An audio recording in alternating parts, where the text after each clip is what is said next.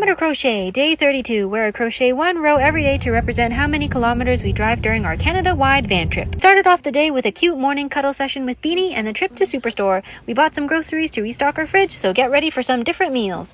We hopped into our van and then drove to get some gas. This was a full-service gas station, which we find rare in Canada. Also, this gas station comes with a sandy dump and water refill station, so we also emptied our grey water. We then drove back to Carcross to continue yesterday's plan. We filled water at the water treatment center, which has a really fast water spigot by the way, and then stopped by the main area to cook breakfast. As requested by Rebekah, we are having French toast. I haven't made it or had it in maybe 3 years, but it turned out very good if I say so myself.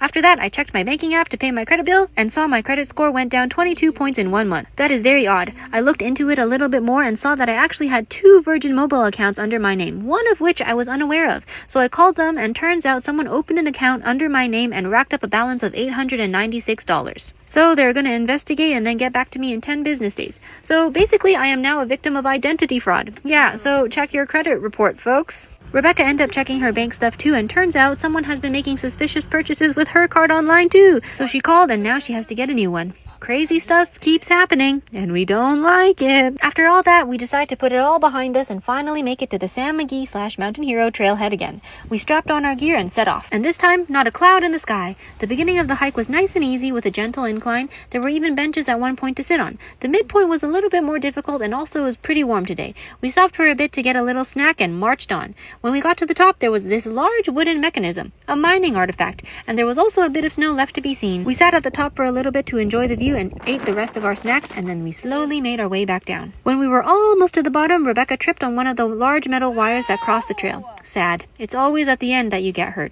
But we made it back to the van without any further issues. As we drove back to Carcross, we had some more snacks to really spoil our dinner, and then we stopped at the beach to cook dinner and enjoy the setting sun. Not the actual sunset, because that's at like 11:30 p.m. For dinner today, we are having taktoritang. We don't really have all the ingredients, but we have the important ones. I mixed up the sauce, prepped the chicken, made the rice, and then put everything on the pan to cook. Then I added the sauce in and just waited for it to be done. Very easy. It really hit the spot. Spicy, sweet, and savory. For dessert, we had some sour grapes that Rebekah now regrets buying, and then now I have to finish on my own. So today we drove a total of 111 kilometers, so that would be 11 brown stitches and 89 white stitches to represent how many kilometers we drove today. See you next time on